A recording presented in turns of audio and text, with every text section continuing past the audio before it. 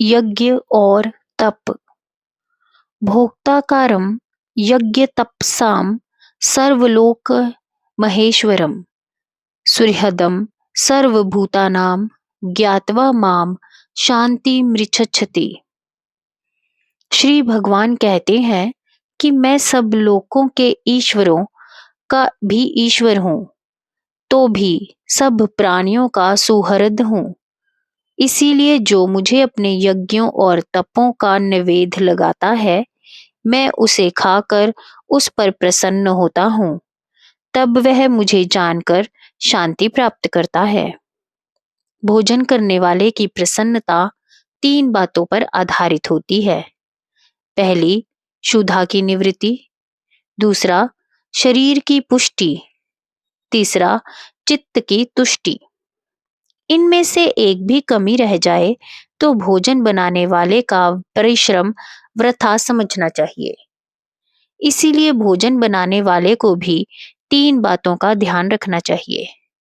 पहला, उसे यह ज्ञान होना चाहिए कि कौन सा पदार्थ खाने वाले की उक्त तीनों बातों को पूरा करता है।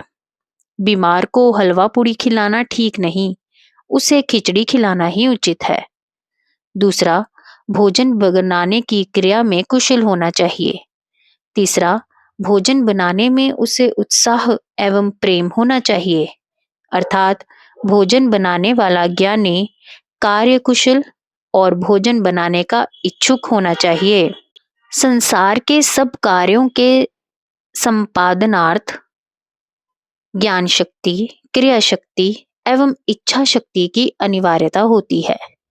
यदि उसके भोजन से खाने वालों की 3 बातें सिद्ध हो तो भोजन बनाने वाले का परिश्रम, तप और उसका कृत कार्य होना यज्ञ कहलाएगा। इस दृष्टि से ज्ञान पूर्वक कार्य कुशलता को यज्ञ रूप और कार्य में किए जाने वाले यत्न अथवा परिश्रम को तप समझा जाता है। भोजन खिलाने वाला किसी स्वार्थ सिद्धि के लिए खिलाता है या निस्वार्थ बुद्धि से, यह बात उसके यज्ञ पर अच्छा या बुरा प्रभाव डाल सकती है। उदाहरणार्थ, खाने वाले को हानि पहुंचाने के हेतु विषादी का प्रयोग करने वाला यज्ञ फल पुण्य के स्थान पर पाप का भोगी होता है। ईश्वर सबके हृदय में प्रतिष्ठित है, उनकी प्रसन्नता सब चाहते हैं। उनकी प्रसन्नता के भी 3 लक्षण होने चाहिए। मनुष्य की आध्यात्मिक प्रगति और विघ्नों का नाश पुष्टि का लक्षण है। आत्मस्थिति, आत्मरति, आत्मतृप्ति और आत्मतुष्टि को भगवान की तुष्टि समझना चाहिए। साधक में निष्काम कर्म करने की प्रवृत्ति एवं स्वार्थ बुद्धि की निवृत्ति को आत्मदेव भगवान की क्षुधा की निवृत्ति समझना चाहिए।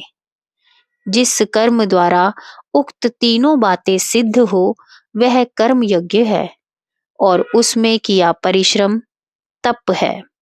प्रजापति ने यज्ञ सहित सृष्टि की है, अर्थात यह सृष्टि प्रजापति की यज्ञशाला है।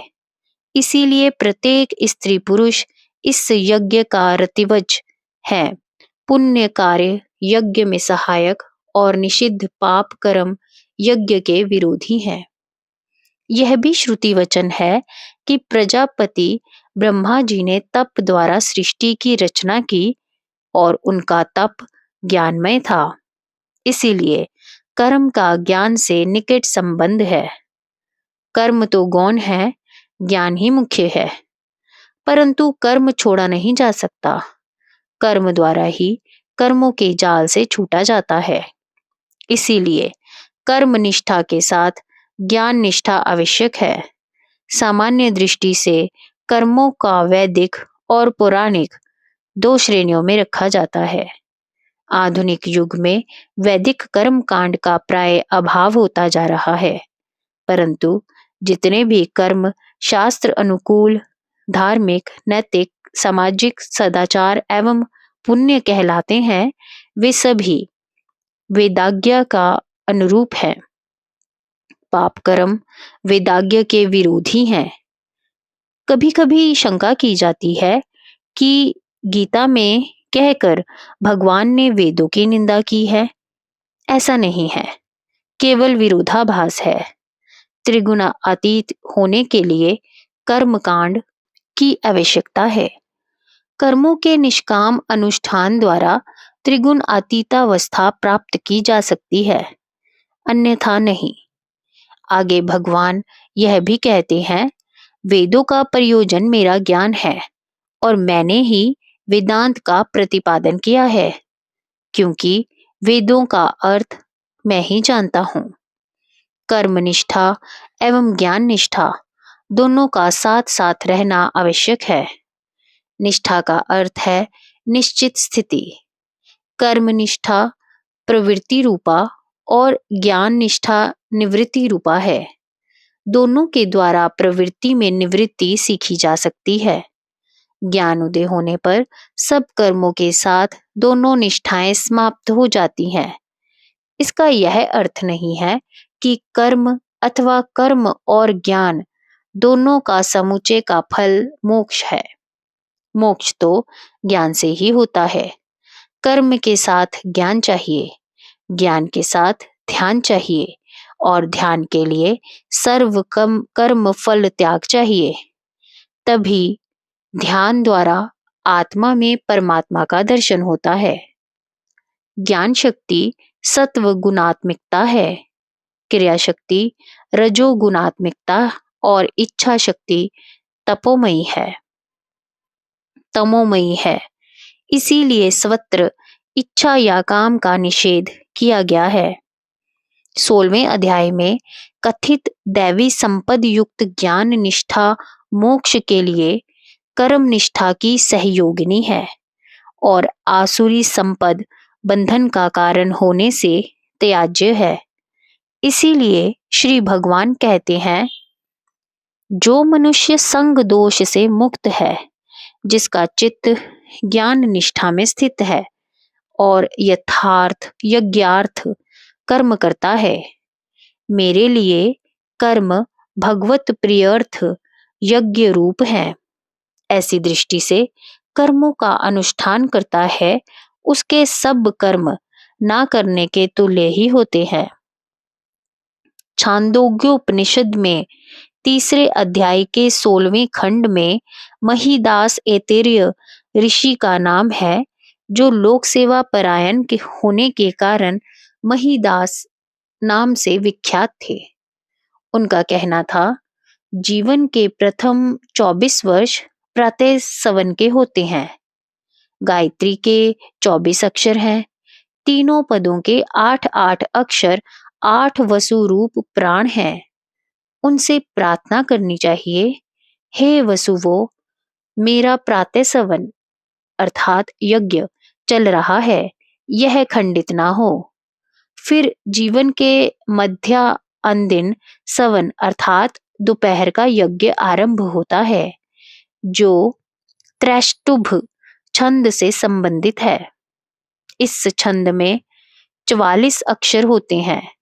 प्रत्येक पंक्ति के 11 अक्षर 11 प्राण रूपी रुद्र हैं। उनसे प्रार्थना की जानी चाहिए, हे रुद्रगण, मेरा मध्य अंदिन सवन खंडित नहीं होना चाहिए। तद उपरांत जगती छंद संबंधी साय सवन आरंभ होता है, जिसमें 48 अक्षर होते हैं। प्रत्येक पद के 12 अक्षर प्राण रूप 12 आदित्य हैं। उनमें से भी इसी प्रकार उनसे प्रार्थना की जाए कि मेरा साय सवन खंडित ना हो। इसी प्रकार मानव जीवन यज्ञ की अवधि 116 वर्ष की है। 8 वर्ष की आयु में यज्ञोपवीत संस्कार होने से यज्ञ का आरंभ होता है। इसीलिए 124 वर्ष की आयु में यह जीवन यज्ञ समाप्त होता है। अब 8 वसु क्या है? 11 रुद्र कौन है? 12 आदित्य किन्हें कहते हैं, जिनका संबंध जीवन से है? याज्ञवल्क्य जी बताते हैं कि पृथ्वी, अग्नि, वायु, अंतरिक्ष, आदित्य, गोलोक, चंद्र और नक्षत्र 8 वसु है, क्योंकि सारा संसार इन्हीं में ही सीमित है। इसीलिए जीवन के ये 8 आधार स्तंभ हैं। 5 कर्मेंद्रियां, 5 ज्ञानेंद्रियां और 1 अंतःकरण, ये 11 रुद्र हैं, क्योंकि यही सबको रुलाते हैं। 12 राशियों के अनुसार 12 संक्रांतियों के सूर्य मासों के अधिपति 12 आदित्य हैं, जो सबका पालन करते हैं। सारा विश्व प्राण की कृति है। कठोर उपनिषद की श्रुति के अनुसार सब प्राणियों के प्राणों का संबंध सारे विश्व से है। मुख्य प्राण ही सबको एक सूत्र में बांधे हुए हैं। इसीलिए सबका सबसे संबंध और एक सूत्रता है। जो मनुष्य इस विश्व रूपी समष्टि शरीर का अंग होने के नाते अपने जीवन को यज्ञ रूप समझकर विश्व कल्याणार्थ रत रहता है, उसके लिए महिदास कहते हैं कि मैंने रोगों से कहा कि तुम मुझे क्यों कष्ट देते हो, मैं मर नहीं सकता। और जो इस प्रकार रहता है, अर्थात अपने जीवन को यज्ञ रूप जानता है, वह भी 124 वर्ष की आयु पाएगा। जय गुरुदेव।